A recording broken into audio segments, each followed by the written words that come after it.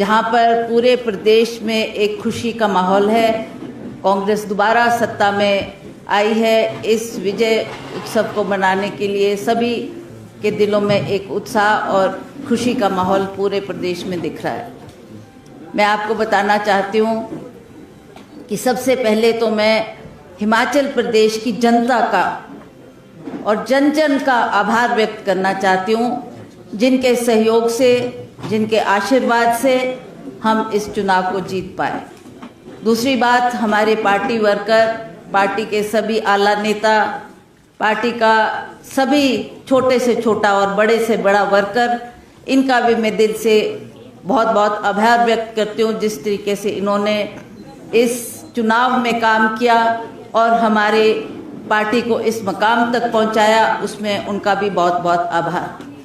आप सब जानते हैं कि हाईकमांड श्रीमती सोनिया गांधी जी, राहुल गांधी जी, प्रियंका गांधी जी, इनका बहुत बड़ा वरदहस्त हमारे ऊपर रहा, इनका आशीर्वाद रहा, जिसकी वजह से हम इस ये सफलता हमको मिल पाई। तो आज उनका आभार व्यक्त करते हुए मैं हमारे जो प्रभारी रहे, शुक्ला जी, तेजेंद्र बिट्टू जी और सभी कांग्रेस के जो बाहर से ऑब्जर्वर भी लगे, उनका भी आभार व्यक्त करना चाहती हूँ कि आपने भी रात दिन मेहनत करके हमको इस चुनाव में सफलता प्रदान की। सबसे पहले तो मैं आपको मुख्य कारण बताना चाहती हूँ कि ये जो चुनाव हमने जीता है, इसमें सबसे बड़ा कारण क्या रहा।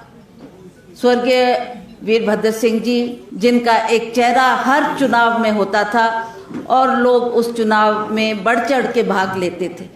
इस बार उनकी कमी जरूर महसूस हुई और लोगों ने ये प्रण किया, ये फैसला किया कि आज माननीय वीरभद्र सिंह जी बेशक हमारे बीच में नहीं है, पर उनकी तस्वीर, उनकी यादें, उनके काम और उनका जो जुड़ाव लोगों से था वो आज भी बरकरार है। और इसलिए हर व्यक्ति ने ये महसूस किया कि वीरभद्र सिंह जी आज भी हमारे दिलों में जिंदा है। उनका ऋण हम एक वोट देकर चुकाना चाहते हैं। इसमें सभी ने, चाहे वो किसी भी पार्टी से संबंधित थे, उन्होंने बढ़ चढ़ के इसमें भाग लिया और हमें ये सहयोग दिया, जिसकी वजह से हमको ये सफलता मिल पाई।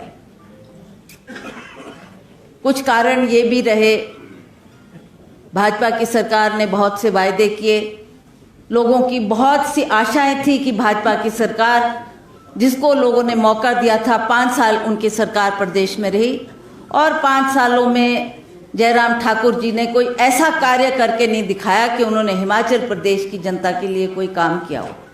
बड़ा दुर्भाग्य रहा कि इसी कार्यकाल में कोविड आया और 2 साल कोविड में भी लोगों को लगा कि शायद हम जहां कुछ और काम नहीं कर पा रहे, कम से कम ये हमारे को स्वास्थ्य सुविधाएं देंगे और जो हमारे मरीज जिनको हम अस्पताल पहुंचा रहे हैं उनको मदद मिलेगी, चाहे वो ऑक्सीजन की उनको कमी लगी, दवाइयों की कमी लगी, उसमें भी ये सरकार बुरी तरह नाकाम रही।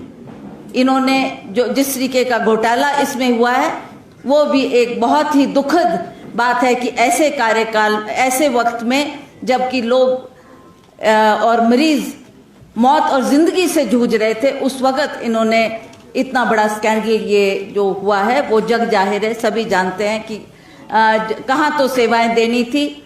और इसमें भी मैं ये कहना चाहती हूँ कि माननीय वीरभद्र सिंह जी ने जो बहुत पहले एक सोच की थी और एक ऑक्सीजन प्लांट जो लगाया, जिसकी वजह से बहुत सी जानें बची और इस सरकार से लोगों को लगा कि शायद हमारे को मदद मिलेगी, पर चारों तरफ निराशा ही निराशा दिखी। तो ये भी एक मुख्य कारण था। गोयल मोटर्स विभिन्न पदों हेतु आवेदन पत्र आमंत्रित करता है, जिसके लिए अनुभवी व फ्रेशर्स सभी आवेदन कर सकते हैं। इंटरव्यू के लिए अभी 9418035372 पर कॉल करें या अपना बायोडाटा ईमेल करें hr@goyalmotors.com पर।